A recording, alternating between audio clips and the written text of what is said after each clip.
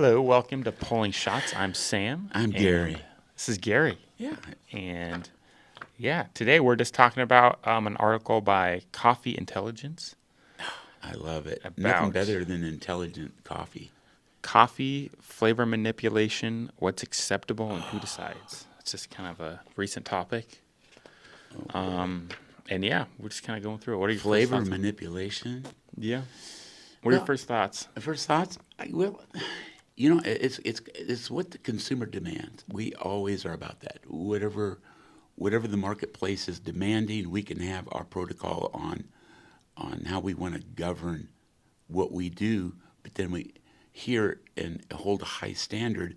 But at the end of the day, the consumer generates what we do and what we don't. If our wholesale customers, if they want a certain coffee a certain way, we'll provide that. Certain things we won't do and compromise. We don't want to be, at the end of the day, we don't want to be known as or should you want to be known as an institutional roaster. Sorry for my voice. I got a little bit of faro going this morning. No, you're good. Okay. Yeah. I think the big thing is just what's the difference between, so people are more and more adding things to green coffee, adding, co-fermented coffees. Yeah. And so what's the difference between when you add something to green coffee versus just adding flavor to roasted coffee and to sell it as a flavored coffee, and what's the difference between adding syrup to a latte? That's a good question. That's huge. It's all over the market. Yeah. Well, let's start at the producer, the farmer, on his finca. He has a certain amount of hectares that he's farming. Yep. He's picked the coffee. They're drying it, out on either in raised beds, or they're drying it, allowing it to ferment on concrete slabs, or whatever type of situation the farmer has. A co-fermentation, just a fermentation, would be letting the mucilage dry to a certain state around the bean and letting some of the natural flavors from the mucilage as it's fermenting extract itself into the actual green hard bean itself. Mm-hmm. That's a natural fermentation. You can get different variations of honey processed coffee doing that. When it's co-fermentation, the producer will provide. They'll co-fermentation. They'll fermentate it with, cocoa pods or herbs or spices or fruit during the fermentation process. And there's various stages of the fermentation process, but it's added during that stage, whether the hull is on it or it's been dehulled. Then you got the next stage where it hits us then it's shipped over to the U.S. in our situation. It's all bagged up in green coffee form, unroasted. We get the coffee in here, then we have the opportunity to infuse the coffee. And we've done that. Why don't you speak a little bit to how we've done that, the infused process with our barrel aged? Yeah, we've done that. We've done a barrel aged. We've done it with a few, mostly Templeton, just here locally in Iowa. Templeton rye, whiskey. Templeton rye. Is it rye whiskey? Yeah. Yeah. Okay. Yeah. We'll add green coffee to a whiskey barrel and keep it in for a couple weeks, and it just changes the flavor. And then that is pre-roast, so then we roast it. So, and that's what we've done here. Remember, once we experimented with orange. Yeah. What did we do there? We tried to infuse with orange peel or orange slices, or what was that? I think we tried it on the front end, and it didn't really affect anything. So we just added an orange to just kind of like a blue moon, I guess. Just kind of added it at the end. Oh, at the end, at the bar. Yeah. At the coffee retail coffee bar. Yeah. Well, that's what we've done. We've been, fair. There's a limited market to it. Depends on how the roaster is known through the industry, and everybody wants to be known as having high standards. So there's certain lines that we won't cross. Yeah. But that's a line. That's really not a line that, that's a very acceptable throughout the industry. Then you got the next stage where you're adding flavored to roasted coffee. Yeah. Okay, the roasted coffee loses about 20% of its weight during the roasting process. So it's ready to absorb something. That's when unique flavors are added to it. Yeah. Like a hazelnut or a vanilla or a caramel. And so then it's packaged and sold that way to our wholesale customers. And then they have a good source revenue stream coming in from a flavored coffee. So that's the three. You got co-fermentation, and then you have, which takes place at the farm. You have fermented coffee, which takes place prior to roasting. Then you have flavoring, which takes place post-roasting. Yeah. And I guess the fourth one would be just adding syrup to a latte. Oh. And the stat from this article is 75% of young coffee drinkers in the UK opt for flavored syrup in their drinks. Well, there you go. So, I mean, that's 3 in 4 people, young people, Well, you are got adding something to their coffee. And then you got the whole pipeline that goes down from that where, flavoring is something that probably every cafe does. Almost every cafe does. Probably some of the third wave cafes won't do that, or do they? I don't know. I mean, you have to be pretty specific. Like, we're not a syrup, or we're not a flavored syrup cafe. I think it's a thing. I don't think I've ever seen one or heard of one, but Yeah. I don't. No, that's not common at all. What do you think of flavoring? I think just people would do what they want to do.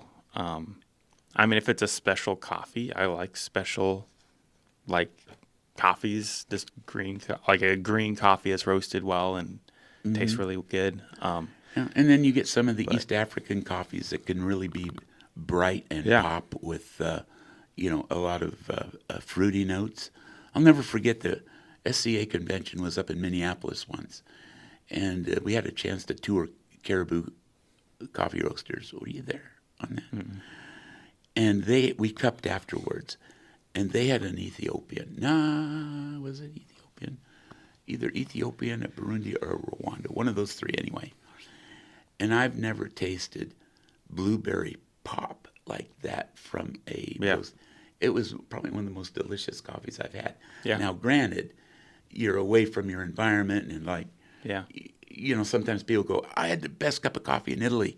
Can I buy that here anywhere? And, well, one thing, Italy doesn't grow coffee, and I think a lot of it's, you're away from, the experience, all the compromises. Senses. Yeah. I mean, I think a part of this article is challenging. If a coffee tastes like blueberries, then, like, to 75% of drinkers just add blueberry syrup.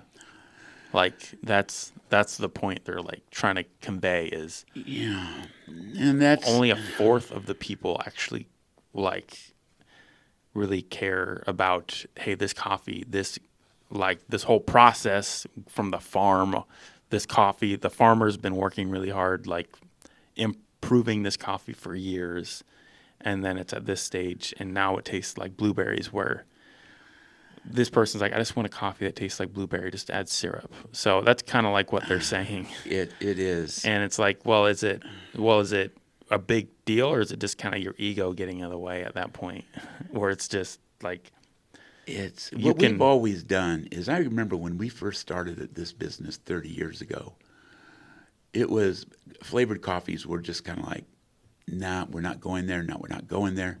I think and then the last week before we opened, or no, it would have been a little bit before that, but let's say the last month before we opened,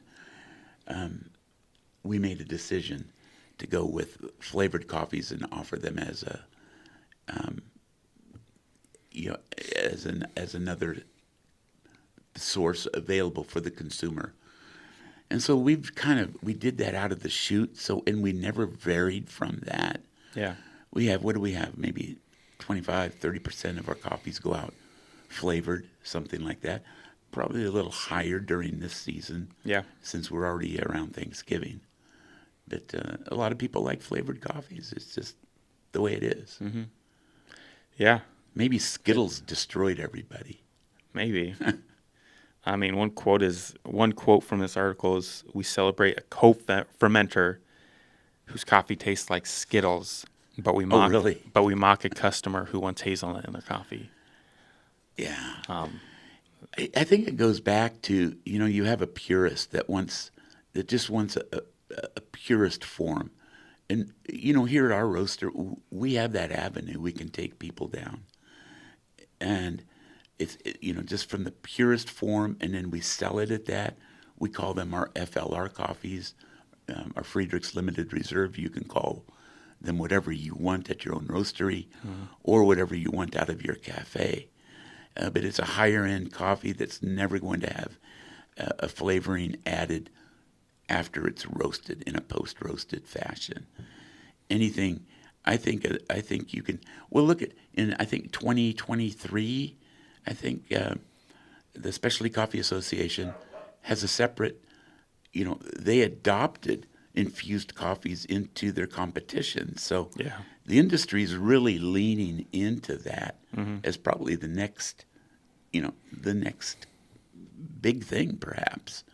But not to be confused, and we can't confuse our customers. Our customers being our wholesalers, and in the few retail stores we have.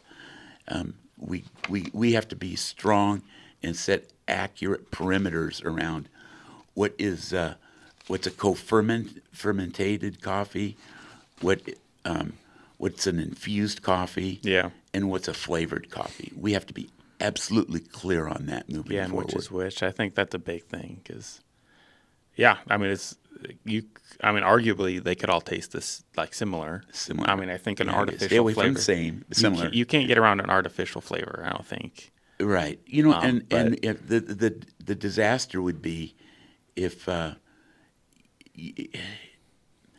of the brands out there that would never be considered as a purist, like a Dunkin'. Yeah. They would just be it would be all flavored coffee, and you can't confuse an integral coffee roaster with what Dunkin' does. Yeah. Yeah, I think that's probably the big thing there, a big point. Yeah. To try to convey. Another thing is there's anaerobic coffees.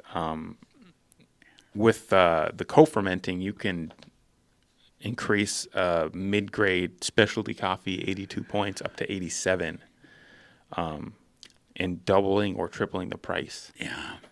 Which is really interesting. Well, that you can add. So it is something farmers can do that really increase their profits. Charlie, come here. Come here. You want to be part of this deal? Hi, Charlie. All right. You're okay. But yeah, I mean, they can. So that's another part, is the co-fermenting is something farmers can do to really help themselves out.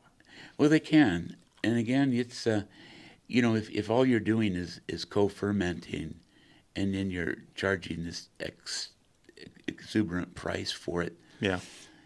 Just because you've done that, it's a sticky slope, I think.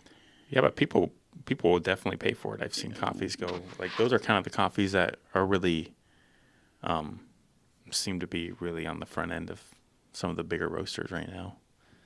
Do you have an example without calling anybody out? I mean, I don't know. I can, yeah. Okay, well, there are several roasters I can think of, I guess, that are pushing co-fermented coffees, like, attached to a producer. Yeah, so, I like that. Oh no, yeah. I think that's great. Yeah, I think that's awesome. Yeah, and I think another point is just like, if you're like from the purist standpoint, if you look at it like from an art perspective, like, personally, I would never pay hundreds or thousands of dollars for a piece of art, I would just go to like TJ Maxx and Okay. just buy something that's on sale. Right. And it's just mass produced, where these other person, it might be a similar, to me, it's the same piece of art, but this person's like, that's a 1 in 10 from this super like exclusive person and it costs 10 grand. But Yeah. No. to me, no, it's you're the right. same painting.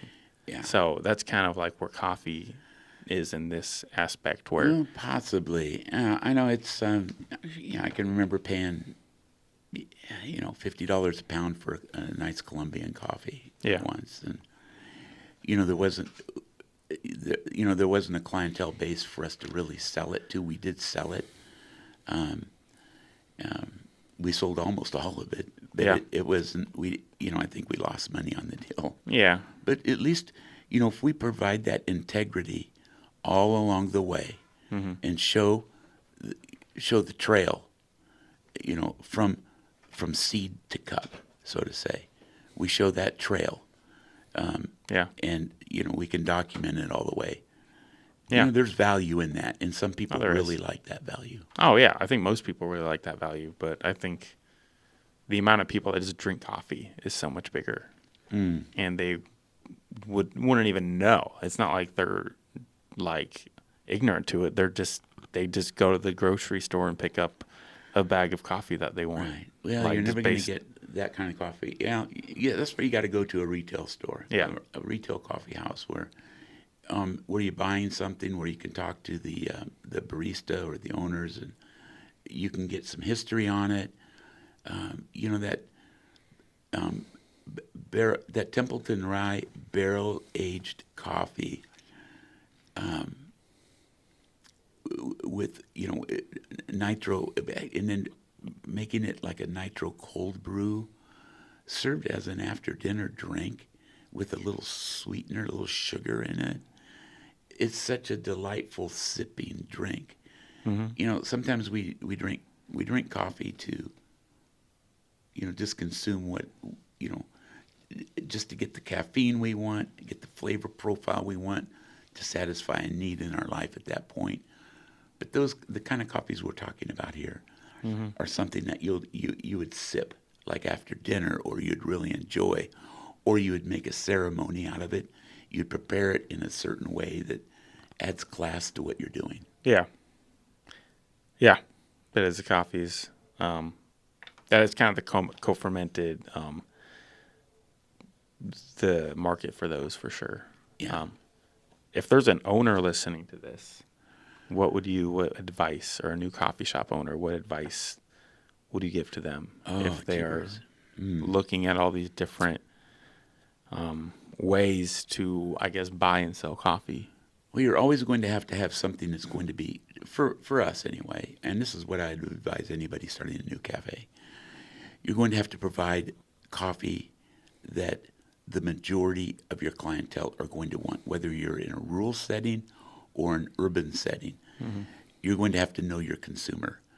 Then as your customers come in, you get to know them, and then you start talking to them and their needs and their knowledge. Then you can start trying some of the more expensive coffees, tell them when it's in. You might have a list of customers that that are going to want something special. And you can teach them, how to get to the next level, because a lot of people really want to learn. A lot of the home coffee connoisseurs are probably smarter than most of the baristas that are out there. Their knowledge is huge. Oh, yeah. They might be buying their coffee from a really great company that sells to like Sweet Maria's out of the West. They did a phenomenal job selling green coffee by the pound to home, to the home roasters that have a small roaster that roast up a half a pound, 2 pounds of coffee at a time. So, and they carry very high-end coffees for that. They've established a huge niche there. But not every cafe can do that, and they're not a cafe. Yeah. I think it's knowing your customer and your needs, and knowing your competition. That's what I would advise a new cafe owner. Yeah.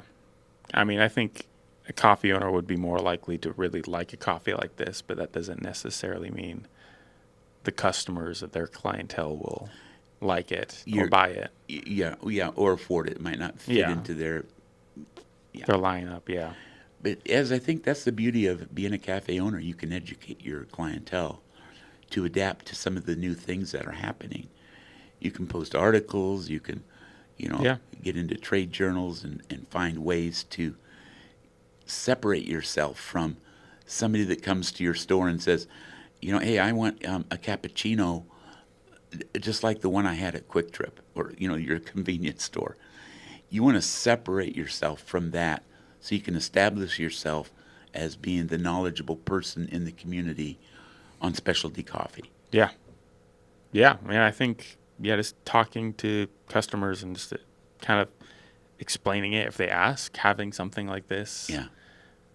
Just for those people, you don't really know until you ask or until you offer it. But Exactly. yeah, And you might lose some money if you're buying some coffee that you can't really sell. But Yeah. it's experimenting. no, yeah, and it is. I think at the end of the day, it is a growing market. It is. Both the co-fermented and the infused Oh, coffees. yeah. And this is a good time of year to, check out your roaster, your current roaster that you're using, or if you're a roaster, check out your retail stores, and ask. The simplest way to get into it, we found, is Templeton rye barrel aged coffee, or there's something of that nature, and we've established a clientele that like that. And this time of year, we offer it more. We have a customer that we sell it all summer to. I know one particular customer really does well with Templeton rye barrel aged. Yeah, yeah. Excuse me. Yeah. Any other thoughts on this? Any parting thoughts? We went from pulling shots to parting shots. Yeah, sure did. I think we covered it pretty well. I think anything we could add after that would just confuse Yeah, I would me. agree. Well, yeah. Thank you for joining. Yeah, thank you. See you next time. Yeah, come back again soon to pulling shots. How'd we do, Kirk?